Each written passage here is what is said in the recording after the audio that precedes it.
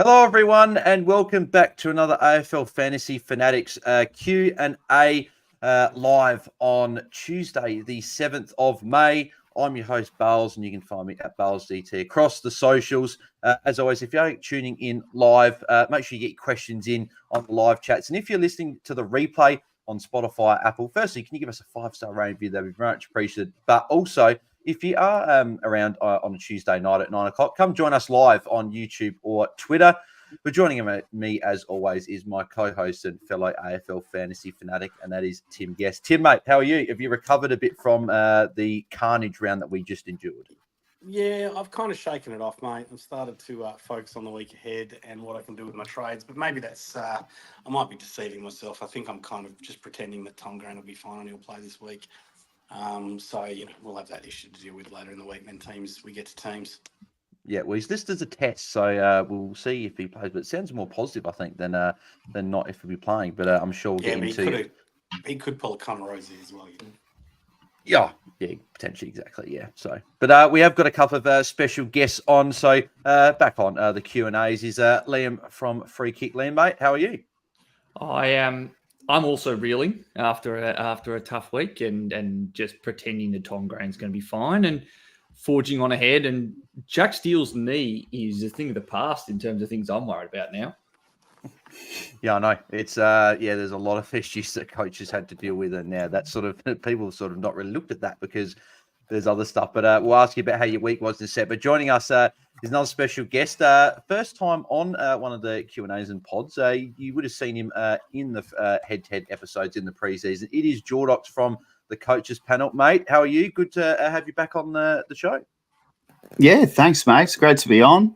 Great to see you boys. And yeah, I was just saying before we started, I was thinking could be a good opportunity to have an early night, but nah, let's stay up and let's have a chat about some fantasy. Love it. Yeah, exactly. But we'll start with you, mate. How did you go in the carnage round that was? I know Liam was saying just before we recorded that he's got a story to tell, so we'll get to it in a sec. But, mate, how was your round? Did you cop many of those bullets? Oh, look, it's probably good you've got me on with Liam because I kind of had, well, I definitely had the best week I've had in terms of rankings jump. So, yeah, clearly I missed some of the bullets. I had Tom Green on field, so that certainly hurt, but I just had some other stuff that went my way. And, yeah, I'm sitting my highest rank so far this year.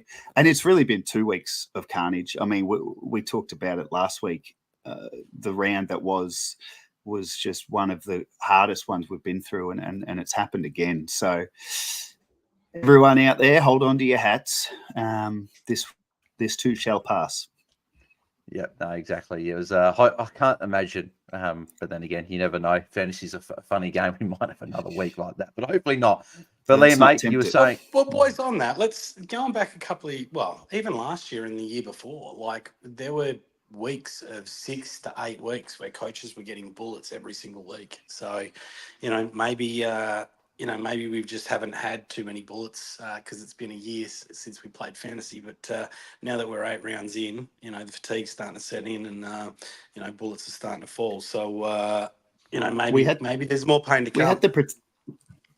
We had the protection of the best 18 for the first, the majority of the season thus far as well. So there was certainly other bullets before the last 2 rounds. They just didn't impact as much because of the best 18. Yeah, and Vams did say that he thinks it's going to start. He thought it was going to catch up, and it certainly did on the weekend. But Liam, mate, you did say you teased us in the before we recorded that you had a bit of a bad week, mate. Walk us through what happened. So I've not had a great last couple of weeks. Supposedly I've had the whole swath of issues you could possibly have. I haven't had Max gone. So I came into last week going, all right, I got 2 sets of trades. One of them is I'm going to use either Ollie Dempsey or Zach Williams, and I'm going to one up, one down, and I'm going to be bringing in Dylan Moore and Jordan Sweet. And then the other trade was the kind of big play. It was going to go get rid of Brodie Grundy, bring in Tom Green, and also bring in Jordan Sweet, run Jordan Sweet at R3, at R2 instead of R3. I ummed and ahed about it kind of all week. I was pretty set on going Dylan Moore. And in that set of trades, I would have put the VC on Dacos, because that would mean that the only loop that I would really want to look at would be Zach Reed, and I'd know very early on if I'd want to use Zach Williams as my looping player. I, maybe 10 minutes before the start of the Carlton game, went, nah, don't like it. I think I'm going to go the aggressive one. Everyone I've talked to pretty much has said, yeah, I like the Grundy trade. They were doing some version thereof. Tom Green was a flavour of the month. And so that meant that I scored 1986, and all up with all of the, I ended up going with Tom Green as VC into Sheasel with the C. I lost something like 285 points just from my trades this week. So instead of, I had a 1986, and I nearly would have had, I think I calculated at a round rank of about 150. All because I just flipped my trades last second, brought in Tom Green, got rid of Brodie Grundy, and everything went to piss after that. Brutal. Brutal. It is just absolutely brutal. It honestly, the only thing that got me through the weekend, I had a really big wedding on Saturday, which meant I left basically after Tom Green got injured. Didn't watch that much footy on Saturday, so I just kind of pretended it wasn't there.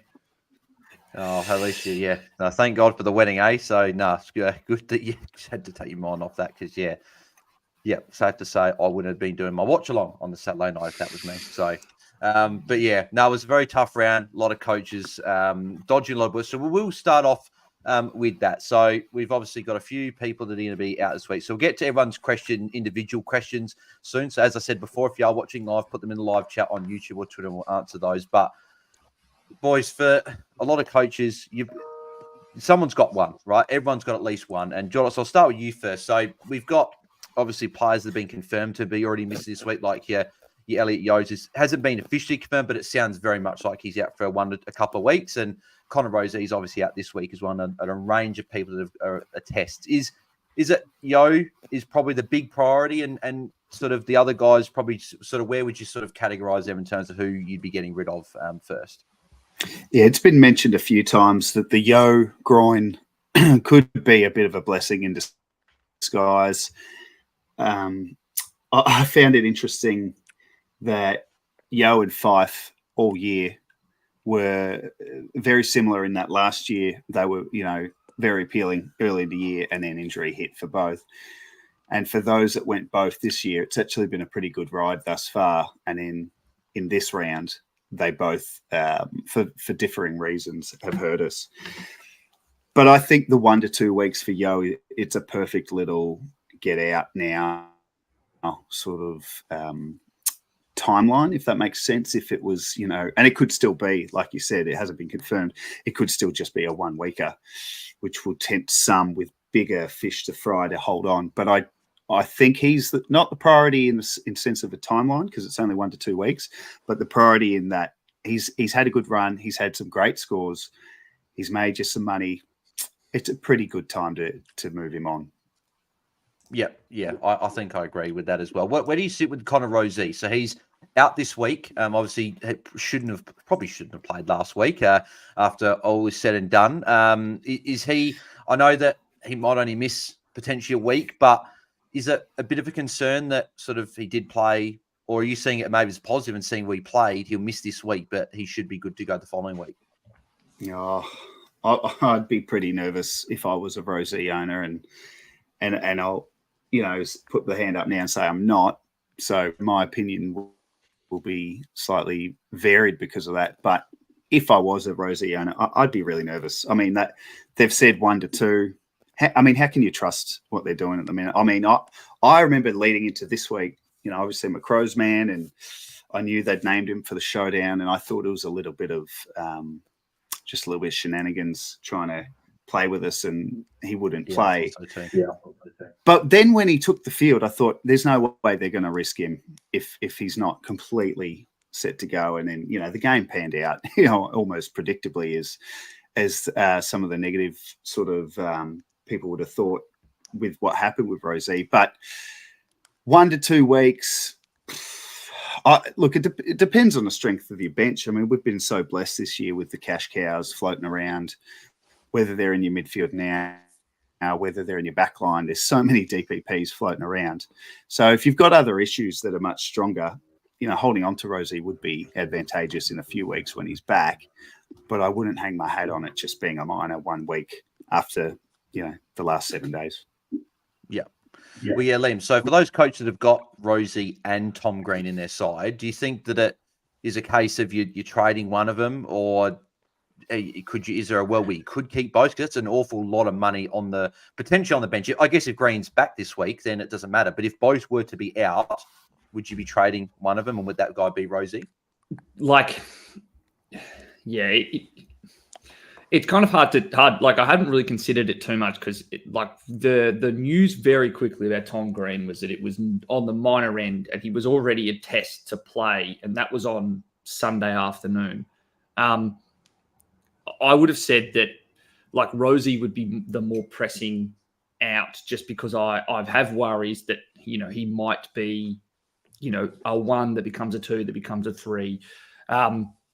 And that just makes me a little bit concerned. I think that the bigger question to ask is, as much as everyone has kind of the consensus has been that the Yo is the number 1 out priority, I would personally just say that he's probably in a line that you've got the most cover for. And if you're like me and you have multiple bullets out, or you have players that are almost certain to drop cash, and you don't need them to play. So I've still got Zach Williams. I had 3 players that I wanted to trade out last week. I decided that Zach Williams was the most likely to get a good score, and I thought he was going to do that. But if he plays again this week, I think he's likely to lose cash again. I would prefer to be trading him out along with, maybe it's a Rosie, and just holding on to, holding on to a Yo, or maybe not just going, oh, well, I got 200 players, I've got to get them out straight away. Those players are going to lose cash this week. It's also a consideration if you are like me and you've got lots of bullets. And then if it's Connor Rosie, maybe then I do wait a week and see. I don't know if anyone else has thought about it like that. I've also got the situation where I think Yo's a great trade out, but at the moment he's probably my only usable loop in the midfield. And if I'm going to be trying to field extra rookies, I want to get as many dips as possible, because I don't have any rookies in the midfield that I can use from that Thursday night game, and Rosie is the Friday night. So I'd kind of be left with him being a complete waste of time on that front. So those are some of the things that I'm thinking about with these injured players. It's not going to be the same for everyone's team based on how many injuries you have and based on how comfortable you are with different rookies, but definitely be considering it from that perspective, and don't feel like you have to be locked into, oh, well, he's never going to make best 8. He's never going to be top 6 in his line or top 8 in his line, and he's injured. He's got to go straight away. Make sure you're thinking, well, how can this be a tactical bit of help for me based on the carnage I've had everywhere else? Yeah, no, very, very good points there. We do have a Sue chat coming in from Corey Blackledge. Thank you very much, mate, for that one there. If you would like your question guaranteed to be answered, then feel free to, if you'd like to donate towards the channel. But as long as you've liked and subscribed to the video and everything like that, then that is all that we would ask of you. So appreciate this, Corey, here. So he says, who is the best option here? So I won't go to Tim because he doesn't like the combos where there's names left, right, and centre. So Jordox, and I'll go Jordox first and Liam. You're going Williams and Yo out. So Jordox, are you going Moore and Sinclair with 19K in the bank? Or are you going Rosie and Yo out for Treloar and Moore with 228K left? Oh, I like the Treloar move. I know it's risky for the club he plays for and the coach he plays for, but he is just quietly going under the radar. Can you say him again? Sorry, I don't have it in front of me. What I can do, actually, I might be able to do. Yeah, I followed it. I can answer. I can answer it. Yeah. Awesome. Tim, go ahead. Oh, shit, hang on. I love the first option, Sinclair, and I love the first option. Yeah, really like that option. Sinclair with his bump in CBAs last week up to 72%. Previously, he'd hardly been doing any CBAs. I think he did about 25% or something like that for a couple of weeks. But with his bump in CBAs, I see him as a real option, and he's got a pretty good run for about, I think 3 out of his next 4 games are pretty good for midfielders as well. And even if he does get moved into defence, then the run for St Kilda defenders is actually awesome until he's by. So yeah, I really like that pick, and I think he's going to be scoring really well with that move. And look, there was some talk. There's an article on the AFL website about Ross Lyon talking about the uncertainty that's been in his role previously, but they really kind of see if it's to get games won that they need Sinclair in the midfield. Yeah, cool, beautiful. Are you boys agreeing with that? Yeah, well, the other good thing about that move is who you're keeping as well. So you'd be keeping Rosé, who, fingers crossed, is back in a couple of weeks. But yeah, I agree with Tim. I think Sinclair's price is pretty juicy, and with the score on the weekend, it's hard not to stand up and take notice of that. Yeah, priced at 95. Yeah, we like it. And Liam, you're agreeing with that as well? Yeah, I agree as well. As much as that, Jordox, you do mention Treloar. I think it came up in a question a few weeks ago, and it was like, I'm not sure how much I love it, but I do like it a little bit more with the advent of Libba with an undetermined amount of time on the sidelines. He's always been a consistent, he's been a relatively good scorer at times, but then he can drop a bad game. And I just like the little bit of extra safety that comes with another one of their midfielders being out. Yeah, super exactly. unique at least. That's the appeal. Just adding to that as well. So let's also talk about I was going to say Darcy Moore, Dylan Moore. Hang on, I was just trying to see. Jaden did a post just about. Yeah, I was actually gonna mention that the next time he got brought up. Yeah, so this is the post from Jaden today. Dylan Moore is increasing his floor with midfield time, and his transition scoring is his generally is the cause of variation. Transition matchups pre-buy. So he's got Saints, which is good, Port, not so good, Lions, not so good, Crows, not so good, Giants, not so good, and Tigers first. I probably need to read more about that thread. But look, I do. It is just a question about his run upcoming and his score generation. So it does definitely, having seen that post, it kind of fed into some of my concerns about bringing him in, because he's definitely on my radar this week. I really want to only have one rookie forward, and last week I was trying to loop across two, and it didn't really work for me. It's kind of forced me back to the drawing board a little bit and looking at forwards. I still wonder if there's maybe a bit of underselling on the raising of his floor with stoppage points. I think I've seen more of Dylan Moore at stoppages higher up the ground, increasing kind of over the last month. And as much as he does get a lot of his possessions that come from being kind of, coming from really, really deep and then ending up at the kind of half-back line as a very high half forward, I still think I've seen more of him at stoppages. And I would wonder if that's something that's going to continue going forward. And I think it's almost necessary for Hawthorn to win, because at the moment, going into last week, they were the worst stoppage team in the comp pretty much. And I think that things will continue to need to change. Now, that might be that Will Day is the one that kind of finally comes to it. But I still like Dylan Moore, but I would suggest people read Jaden's post to just go in with a bit more information and kind of what to expect coming after this week's matchup. Yeah, no, very good points there. And I guess the good thing with Dylan Moore is he's obviously had a few games under his belt after having glandular fever in the preseason, so that might have had a bit of an effect why a few scores at the start of the year were quite low. So before we move on, Bales, so and Lamb obviously throwing it out to Jordox as well. So, well then, who do we see as those forward options, right? Yeah, it's certainly not. It's not easy. And Dylan Moore presented some great value last week. And has kind of gone up, what was it, for 45K? Still a good price, 750. Still a good price, but in around that price, I still think you can get a decent enough look at Liam Baker. And I like the fact that he's only got one hard matchup for inside mids in the next 5 weeks, or next 6 games, actually, going into his bye. He'd be the other player that I'm considering it just a little bit more expensive. The one that I really would have, liked to have seen actually get a full game was Jai Caldwell, because it's come out this week. It's said it's still 2 to 3, which has been really frustrating from a Bombers perspective as a fan, because it's been about 2 or 3 weeks for about 3 weeks now. So I keep coming on to these things and being like, oh, the midfield's still pretty stuffed, and then Setterfield still hasn't come back. I still think he has some of that upside, and he was on track for a great score on the weekend. In terms of other forwards, I think if you bring in a forward, you're almost just paying, and you need to expect less value. And I think you need to factor that in with the rest of your team. So I reckon that, there's very few value options at the moment that are really screaming at me. Can I interest you in a Jack Macrae? Absolutely not. Put him in the bin. He looked absolutely miserable, and I'm so glad I wasn't hot on him the last time you asked me, because that was fun to watch for me because I don't own him. But it's exactly what we've kind of seen is he just doesn't look the same as he used to.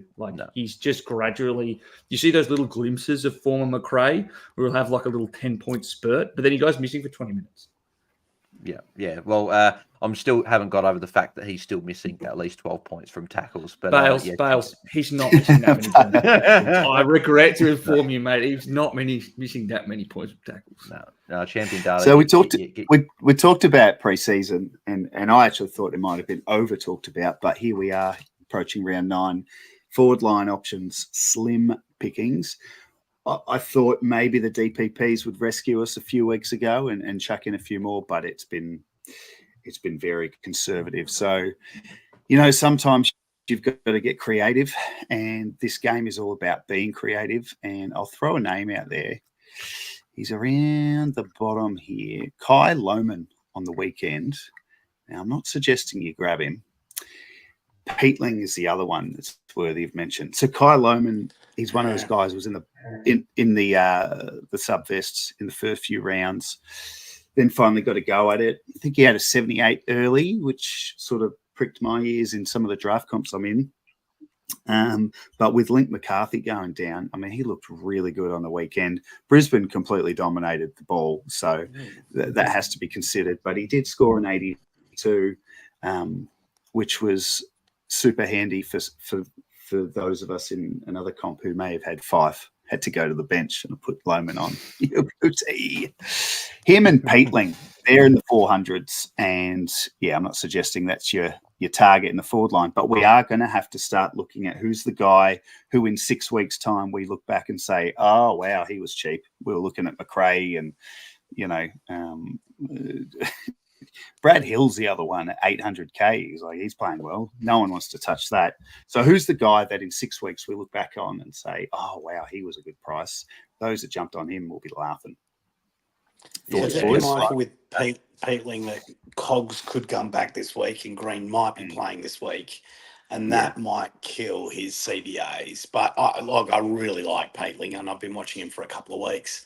But I think just he's not that secure in that role with obviously the kind of the cattle that are coming back there. Of course. But I really like that Lohman pick though. I never would have even thought to consider him, but you're right with Link down, and look, Jeff has been big on him all year. He was I think he was chatting to us about that at the Camfield in the opening round games. Yeah. So. That's a good shout. Someone to put on the radar. Yeah, we'll have a look at him name this week. In that 400K price to throw out there, one that I've been thinking about since the beginning of the season. It's Jack Hayes, who is at what's his price at? He's at 432K. I think he's 0.1% owned at the moment. Had an 87 on the weekend. Yes, okay, it was against North. That doesn't say a whole lot to everybody, but he has someone who I think he scored in average in the 70s when he's had, any amount of ruck time, maybe above like 10% across his 9-game career or how many games it is now. But he's a mature age player, effectively an overpriced rookie. I've been meaning to do this today, but I couldn't remember. I didn't remember to actually do it. I wonder if he's going to be someone that's available to become a ruck forward DPP at round 12, which would be really good for the buys. He's got a kind of up and down run for forwards and an excellent run upcoming for rucks. He's someone that I think everyone's a bit kind of umming and ahhing on who the rookie downgrade options are. If you're looking at a kind of an overpriced downgrade, the same way that a lot of people treated it with Sweet last week. I think much like Pete Ling, Hayes is in that camp for me, and Lohman as well. Yeah. Well, funny speaking about that is that Mitch from the Bull Boys, I'm assuming it's Mitch anyway, commented here saying, give me a rookie downgrade under 280k we can trust for more than a couple of weeks. And it is a very good question because there are not many players under that. Because you've got Sullivan, which is he might get a full game this week. Looked pretty good last week, but Mitchell and DeGoey are saying they're going to be back next week. So I don't know if we can trust him long term. And then we've got the only other one I can really think of that's probably good and probably the best option I think for mine would be Dan Curtin. I think he'll get a decent run in the Crows team. I think he'll score better than the 35. He's not going to be a huge scorer, but Jordox, you being the Crows man yourself as well, do you think that he's probably the pick? I don't think I think he might be 282 or 283 or something, but would he be probably the rookie downgrade pick if you're looking for a guy that's going to stay in the team for a bit? Oh yeah, job security I like. I think we'll see him probably play till the end of the year now. And I like that the Crows waited before chucking him in round one, as tempting as it would have been. I don't love him in the fantasy world at this point. He'll be a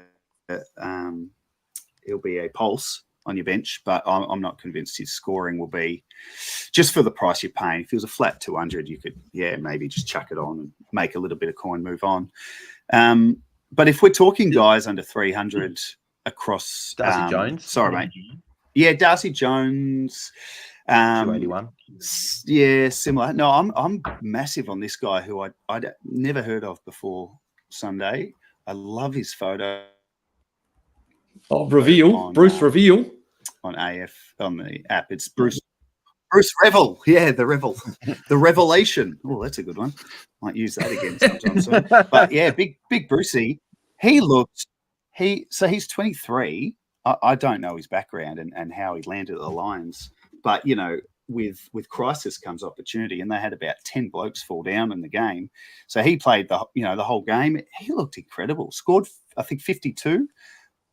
But in terms of job security, I mean, he had some polish, and I know the Suns were quite hapless, but yeah, I remember a few times thinking, I don't know who this guy is, but if the price is right, he is an absolute option. He's only 221. So Adelaide and Hawks coming.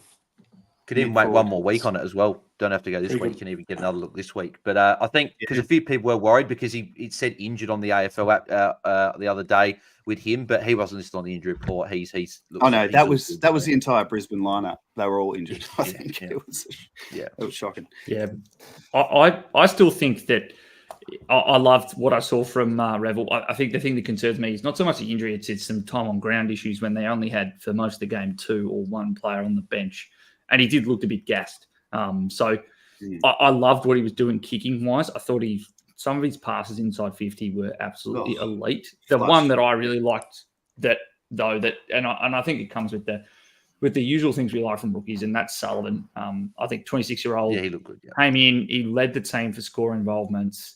He looked polished immediately, and I still think that he looked incredible. Like he looked really clean.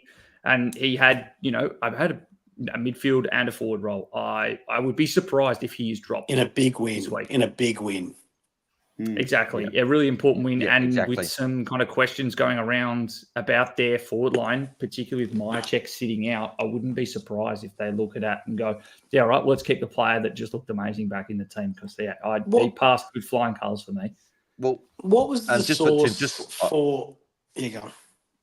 Oh, no, I was just going to say, because this question is about Sullivan. It's a super chat from Henzer as well about Sullivan on field this week at M8. Helps him go to any mid he wants. On that, he can trade in a round 30 mid like a Sarong, given that he's already got Zach Butters. Cheers. So, Tim, obviously, what were you going to say as well? And then also your sort of thoughts on that one.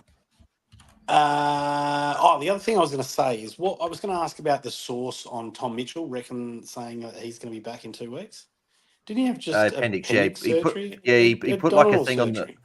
He put a thing on the ball magnets story saying like he's answering questions because he's got appendicitis and stuff. So it's like he's going to be out this week anyway. The Collingwood have already listed it up as a week. So it sounds like he'll be back next week. Really? After abdominal surgery, you reckon you're going to play a full AFL game after just a week's recovery? Report. So Or a 2 week. Yeah. Oh, don't yeah, know. but we know how accurate they are. Look, I mean that also. I'm a bit suspect about that as well. So I don't see him coming back that quickly. But anyway, what do I know? Well, he's still got that foot issue. Sullivan, that's been niggling do you away. think that's the play?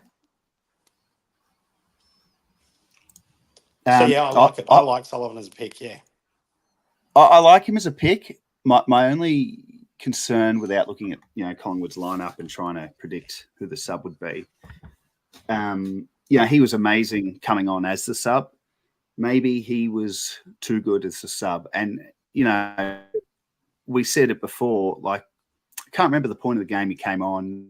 I don't think Carlton were flying ahead of them, but I remember thinking after that kid came on, the whole game kind of turned when he kicked that goal, just the energy and the crowd. And it was such a great story to see him do it. And he contributed. I think he was number one for score involvement. So I think someone might have said that before. They might just run with him as the sub again. That's the only concern. And it's a Sunday game, I'm pretty sure. So I guess Thursday night, fingers crossed to see him named on the field, although we know that's not a guarantee in this crazy sub world we live in. But if he was named on the bench, I'd just be a touch nervous. So maybe, go for it, but just have a bit of a backup if possible, if he does get the sub again. No, good shout for sure. Well, it looks like our rookie stocks are pretty low. We spoke about some $400,000 kind of bracket players. What about someone I was considering, and I've kind of got off this bus, but I haven't completely crossed him out, as a Colby McKercher. Particularly with a Yo and a Williams downgrade, you could go down to like a Colby McKercher.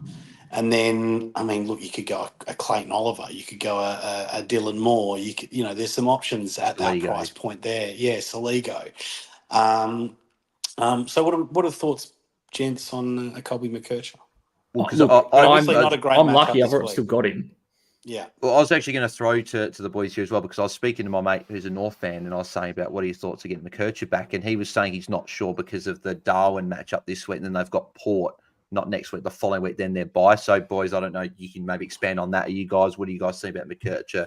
Well, obviously, Liam, you've already got him, so Jordox is, I don't know if you've still got him, but would he be someone you'd look at considering, even with those tough matchups? I do have him. So again, it's hard to comment too much without, any biases. But yeah, 539. Sheasel went into the midfield, which is, Clarko's been teasing us and threatening that to happen for a while. I know they were pretty awful for most of the weekend, North, but I feel like they started that game well, and there would have been at least some good footy in there to hang their hat on. So Sheasel may stay in the mid, so that does open up for McKerch, but Fisher's there as well. I'd be nervous about it. I love the kid, and I think when he gets that role, he will seagull like the best of them, and he's going to be brilliant. I worry that if we did it, and then in a couple of weeks they think, let's now put him in the midfield, because North are just flipping the magnets now. I mean, they're really out of ideas. They're just trying to find the formation and the system that's going to get them, somewhere from the depths of where they're currently sitting. And, anyone who owns Tom Powell will, vouch for that. A couple of weeks ago, that took us all by surprise. And it was the beginning of the carnage from 2 weeks ago. So I think in the role, he's good, Kirch, but I don't know. I'd be nervous about going down to him. I think the other thing to query is you're probably going to be bringing him in playing your forward line. You need to be thinking about how are you dealing with round 12, because it's a lot of people already have a lot of round 12 forwards and a lot of round 12 players. If you're bringing him now, you need to be holding him all the way through to the end of the buys, as much as it's going to be extremely tempting for let's say 600 and something on K by the time we get through to those buys. That's going to be your launching point to bring in an upgrade. That is going to be a team balance based thing, because I still think that, with some of those tougher matchups, I don't think I worry too much about Darwin. I don't think you need to worry so much about the venue. It's more about the opponent. But even if you say it's a slightly greasier ground, we saw he had, 1 or 2 marks on the weekend. He's a predominantly handball receive player. Doesn't concern me as much. And he gets a lot of his points from kick-ins. So it takes more of an inaccuracy game than it does. He needs to have like a Luke Ryan or a Zorko multi-mega mark game to be able to get the scores to see value. It's going to be more of a team balance question, and it's probably going to be a struggle to be a value, like a downgrade that can net you enough cash to get you to an upgrade target you can feel confident in that really sets up your structure well.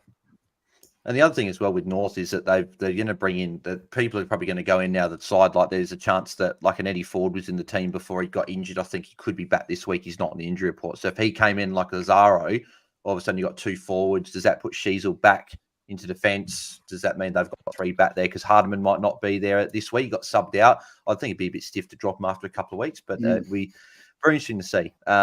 We got another super chat here as well from Chris Gow. I hope I've pronounced it correctly. So thank you very much, mate. He says, who's a bigger priority sell between Yo, Williams, Lukosius, and I'm assuming that's Tom Power, and who's a bigger priority buy between Clary, Sinclair, and Moore? So Liam, I'll go to you for the first one for the bigger priority sell. So Yo, Williams, Lukosius, and Powell.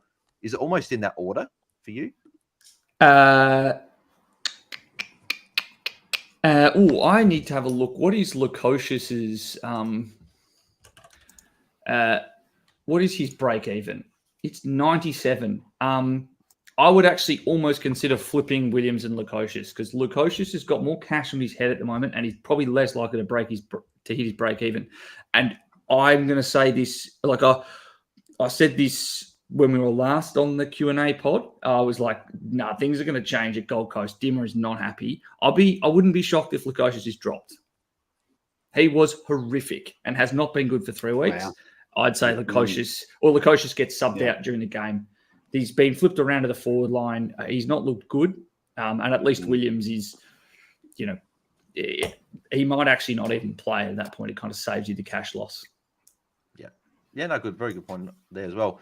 And then Jordox, bigger priority buy. So we talk about more, but thoughts on Clary and Jack Sinclair?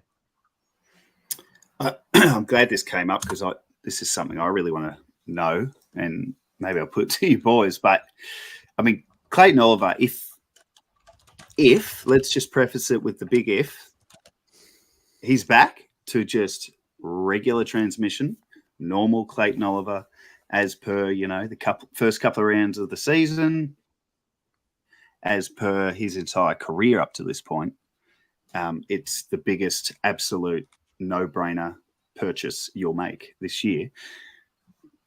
The bit I can't work out is the bit at the start, the if. Is he back to that? Because at, what is he now, 722? I mean, this is a guy who before his hammy, before his injury last year was, top 1 or 2 in the game. So,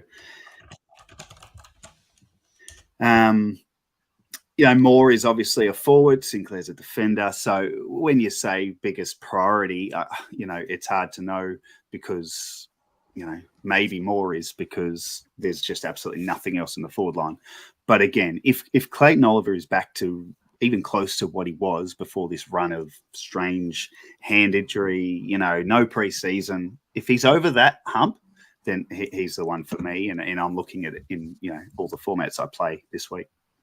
Yeah, well, Tim, I was actually going to ask you about Oliver as well. We chatted about it on Sunday, but I did have a bit of a look at it. So he's got the 97 break even. We've obviously mentioned before Melbourne's midfield isn't been scoring very well of late. Obviously, Oliver did well on the weekend.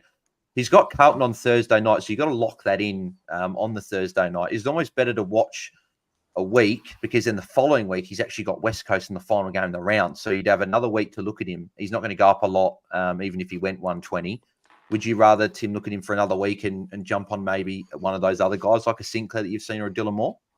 Yeah, look, I think coaches are probably going to pivot and look for other options. I think there might be some coaches with the Bullets who are a bit strapped for cash and might see it as an opportunity to go early. And, we've seen before that, coaches that can go early can get rewarded. So, I think the preference, for most coaches and for me, would be to wait a week. But like I said, I'm not opposed to coaches necessarily jumping on this week either. Yeah, no, very good. Can I suggest an alternative if you need a midfield in that price? And funnily enough, I've got Rids in my Twitter DMs spam messaging me about this player, and I do tend to agree, and that's Jake Celo. Yes, beautiful. Yeah.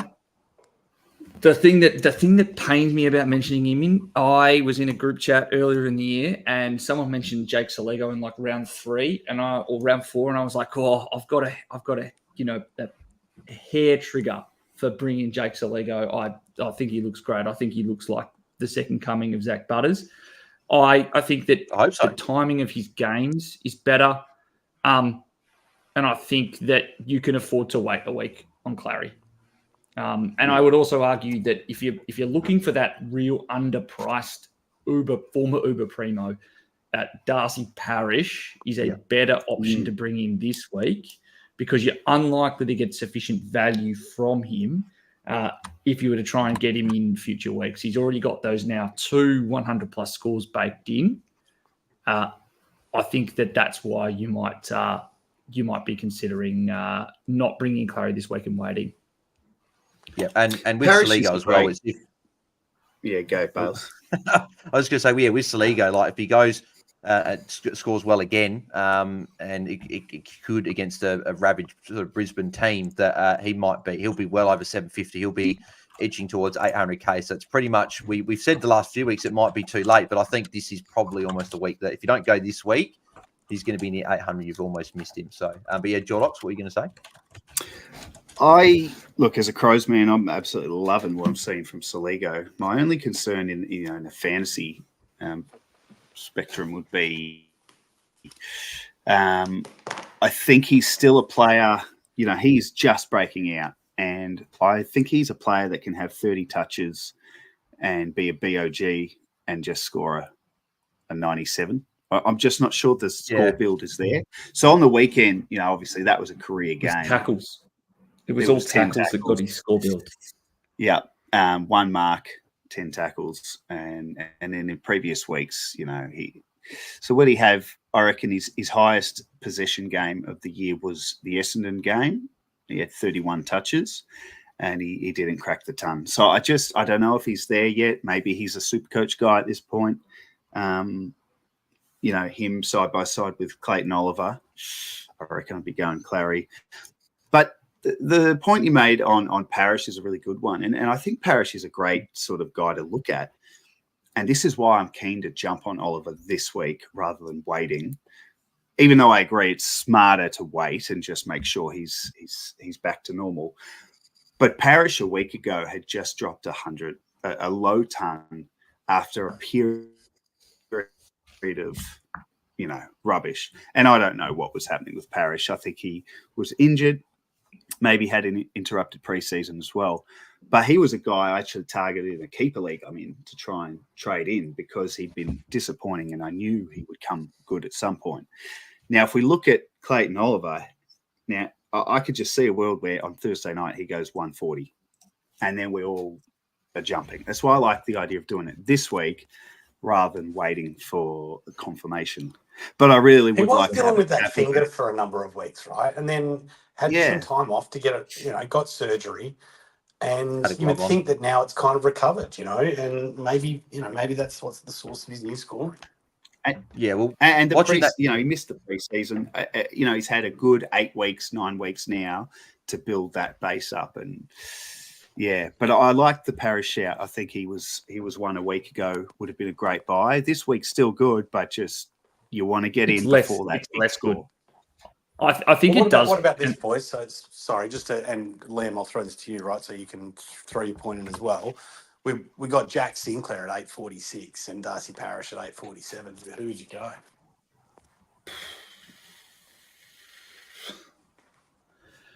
Oh, that's a good one. I think Sinclair for me. I'm just having a look at their run. I think it is Sinclair. I just trust the likelihood that he's going to be. Like if St Kilda are going to make a final, then he's going to be within their top 2 players. And I think that determines how much of the ball he's going to probably get. not in the same way that I don't think Parrish does. And we've seen that they're both, comfortable of putting together an 6 to 8 week run, being at the top of their lines. The thing I was just going to say about like the difference between like with picking Clary, I think it's not so much. It's not even just a fact it's earlier in the round. I think that I'm sitting on a very risky team at the moment.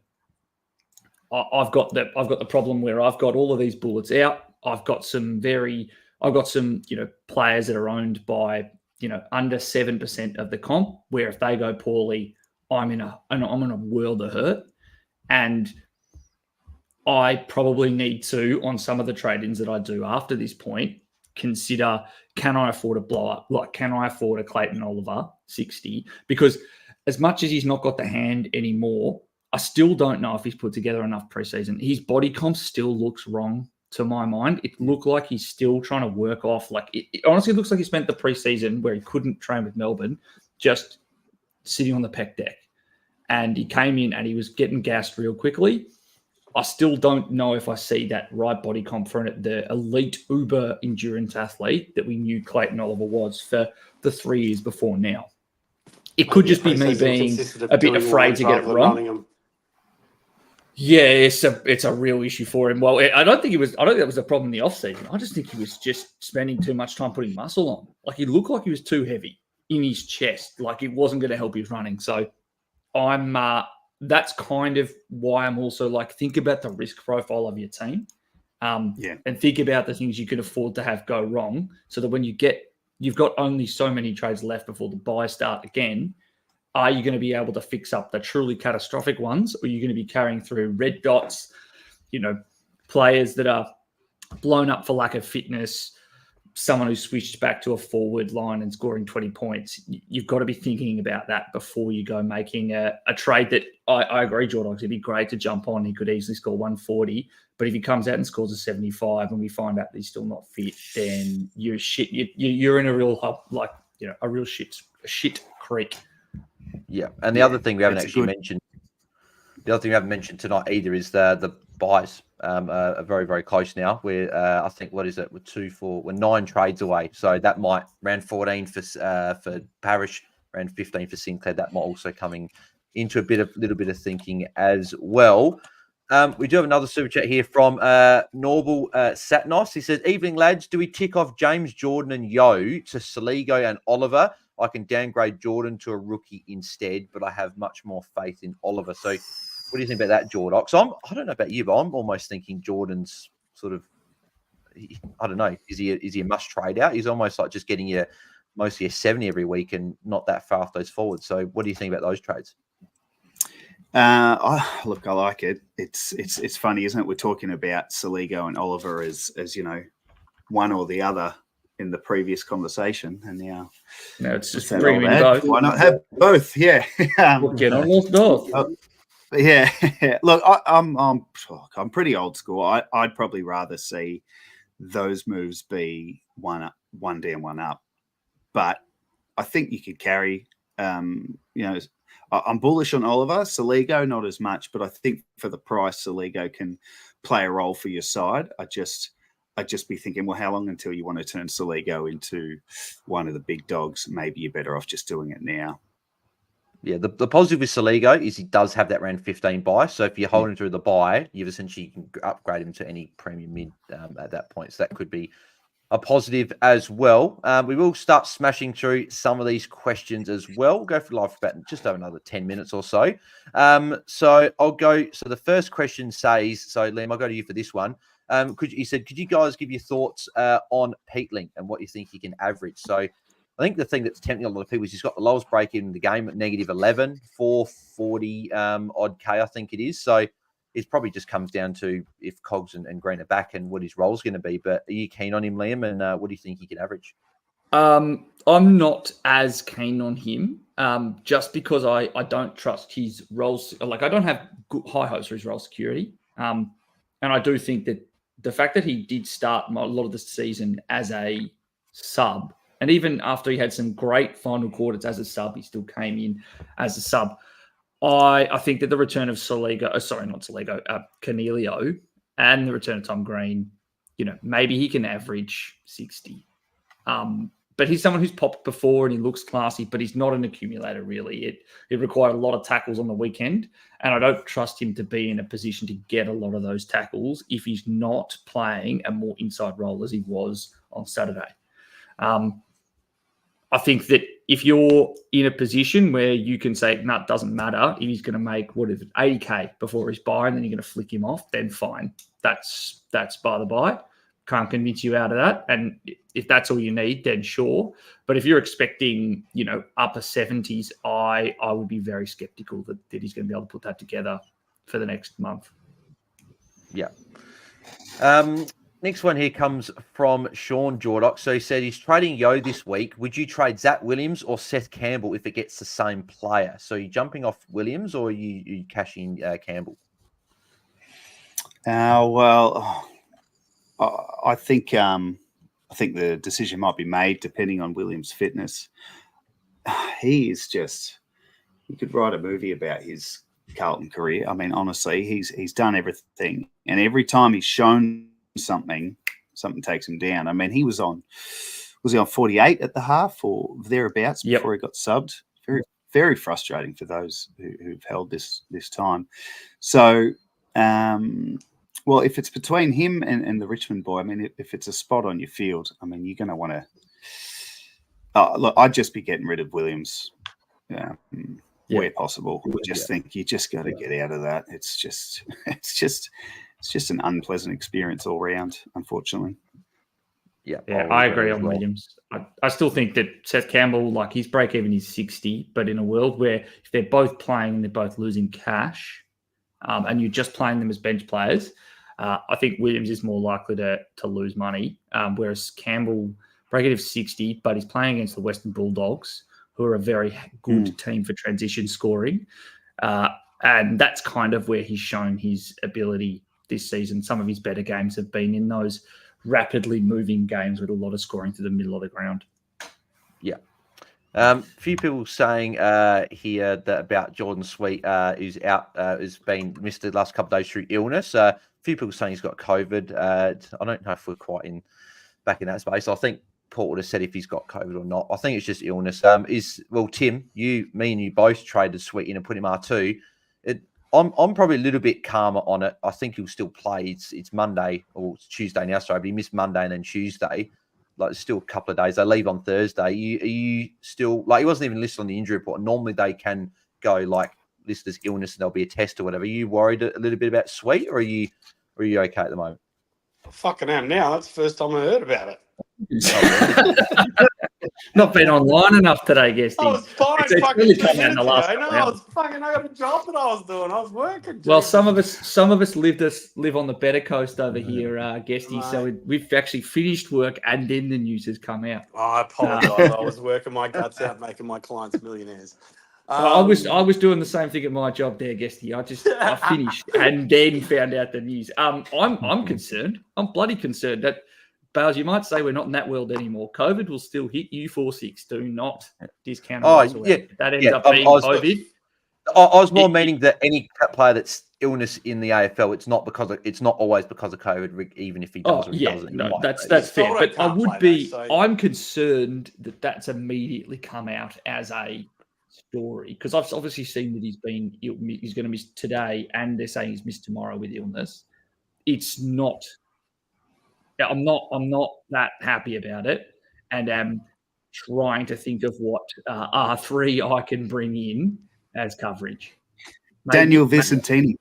Dante Vicentini comes into my side the same way he came into the Port in that Bombers game last year. It's brutal too, because it's the Cats matchup. I mean, that's the sugar hit all rucks look forward to. Look, maybe that's at least we know who our rookie under $300,000 will be. Yeah, could be that. But or you take a stab at Conway if he's playing. Oh yeah, I reckon he will be playing. Actually, Conway, I think he's due for a weekend. They kind of go week in, week out. I don't know what they're doing at Geelong. It's working. Look, it's Tuesday night. I think he's ill. I reckon he gets up. I'm with you, Bales. I mean. the fact that it's Friday does hurt. I had a quick squiz just before. I thought if it's a Sunday, she'll be right. But it's one of those ones. There's nothing we can do about it. We just have to take a breath and just see what the next couple of days looks like. And the good thing is that there'll be no surprises, right? Like we'll have people all over it. The fantasy world is brilliant at getting information. And when it's a guy like this, it'll be on everyone's radar. So we'll know well before Even Friday. I'll hear about it.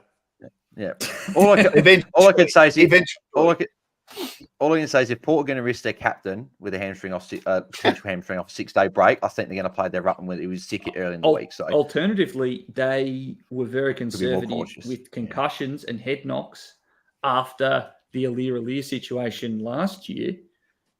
I would hazard a guess that they are going to be more conservative now, given the questions that got asked of the Port Adelaide Football Club after what happened on Friday. Yeah, Thursday. Yeah, no, very good. Point. Ridge saying here, good evening, lad. Ridge here saying, good evening, lads. Good to see Jordox and Liam on the stream. Good to see you there, Ridge, as well, mate. Hope you're going well there. I did see a comment before. Where was it? I'm just going to find it. Where'd it go? No, I know it was Eskimo Brother that put it in, and I was going to read it out, but now it's disappeared on me. It was a bit saying about Liam should read audio books for a living. There you go. Thanks, guys.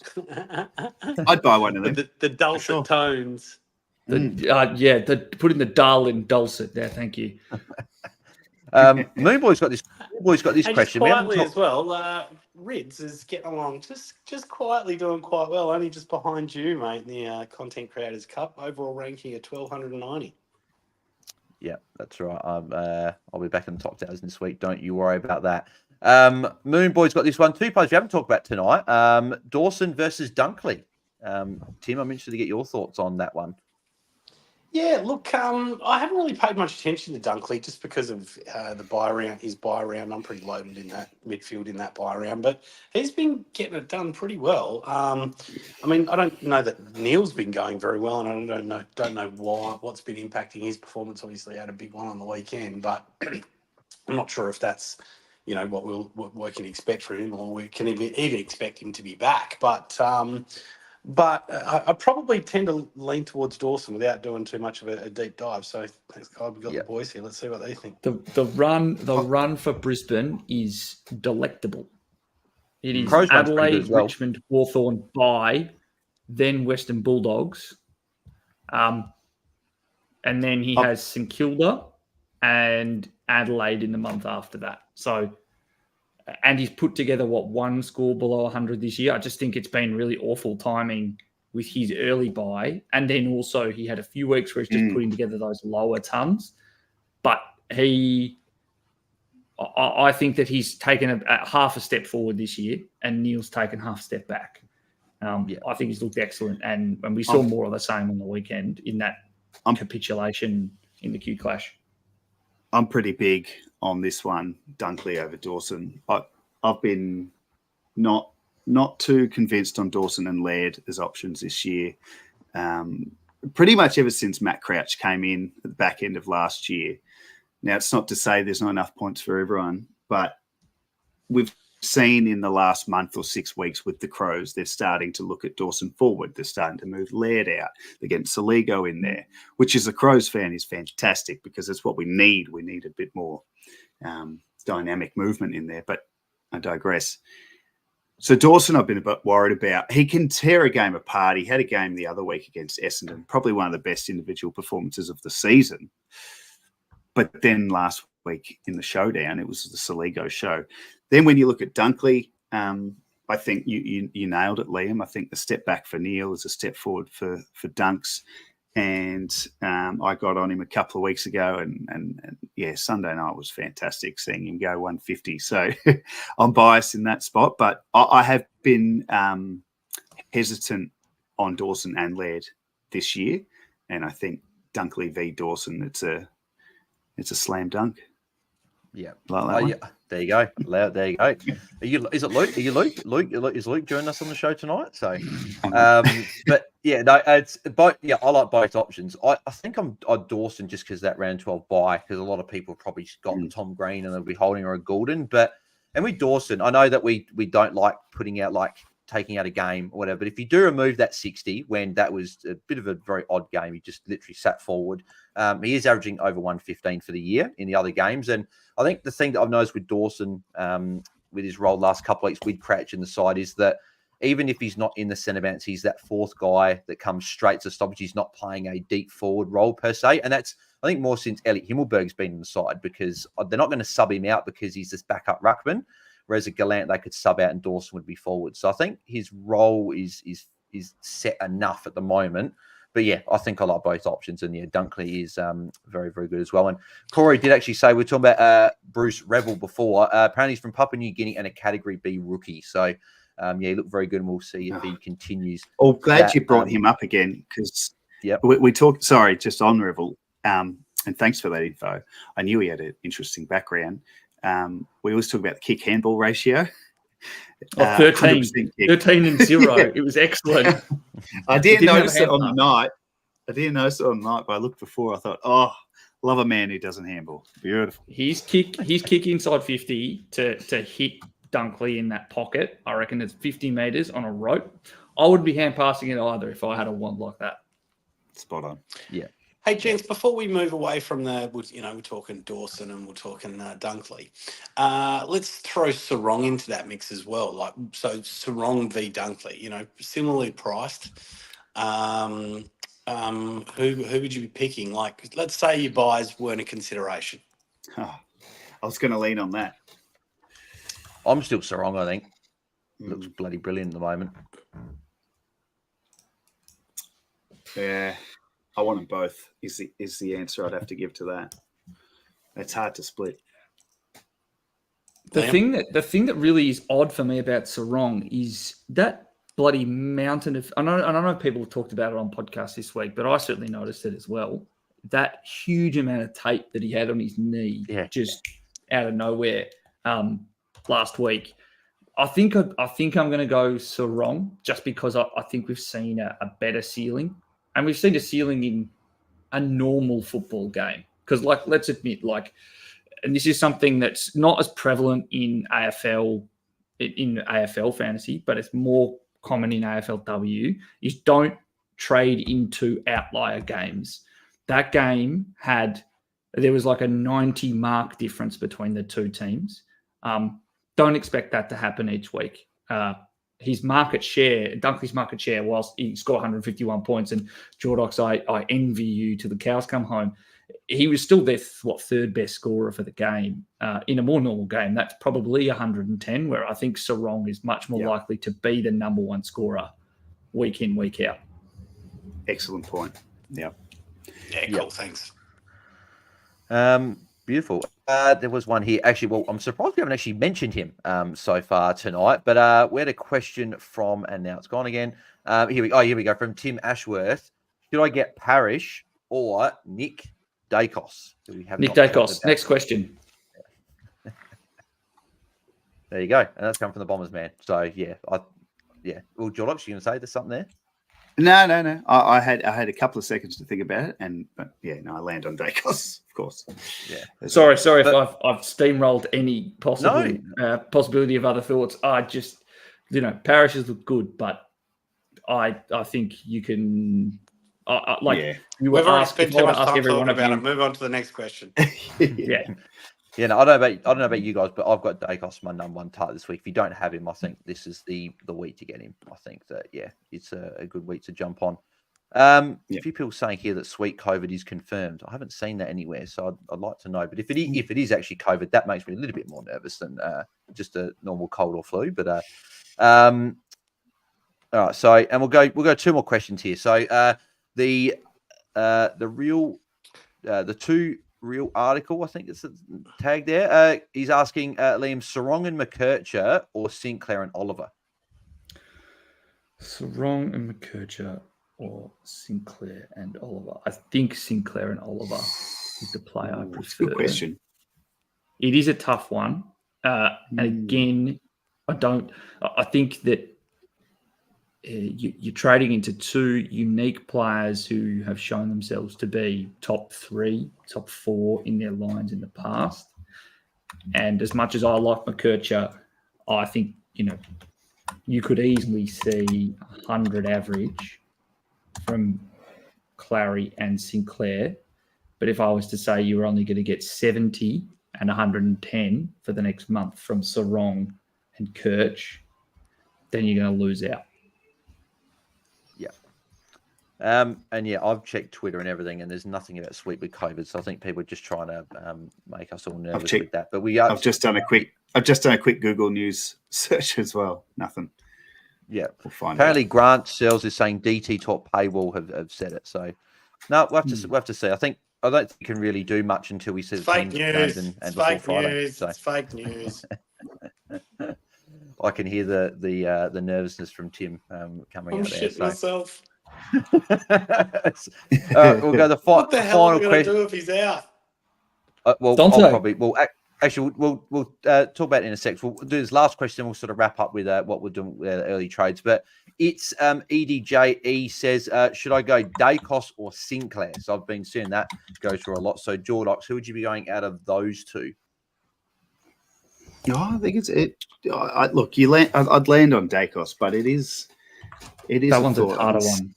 Yeah, Sinclair. What I like about Sinclair is, and I don't know when it is, but there's a period coming up, maybe post buys, where the Saints play, I think, 5 games in a row at Marvel, which is very appealing for a player like that. I can do you one better. Post the bye. Post his round 15 bye in the remaining 2, 4, 6, 8, 9 games. They only play once away from Marvel, and that is against Adelaide Oval. Every game after the bye, except one, is at Marvel. Well, it's a nice dry surface with the roof on. But no, I'd still go with Dacos. That's the one where I would say, why not both? Go Dacos and then Sinclair. Yeah. Beautiful. All right, boys. I think we'll call it there. We've gone for an hour and 6 minutes. So, but before we do wrap everything up, we'll go through what we're looking at doing with our trades. So I'll go from the bottom of my screen up to the top. So Jordox, what are you currently looking at with your trades? That's a good question. I haven't gone straight through it, but looking at it now, look, I've got Yo sticking out like a sore thumb. Everything else is in a pretty good spot. So I'm probably looking at, I'd love to get Bruce Revel.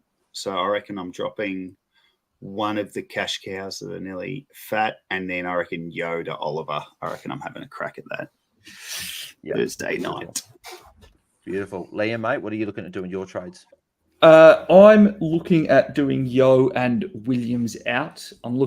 At the moment, I'm looking at Dylan Moore as one of my trades in. And then I think I've got about 500K to spend after that. I've tossed up between Peatling and Hayes, and then I've also considered going down to Breville or Harrison. Just depends on what I'm planning to do next week. And now that I hear that I might need to be bringing in a ruck who's playing, it might throw more spanners in the works. Yeah, exactly. Would be great if Jack Hayes already had ruck status, and then I'd be set. Yeah, same with Sam Darcy, by the way. Yeah, that would also be good, but he's too expensive now. He's gone well past it.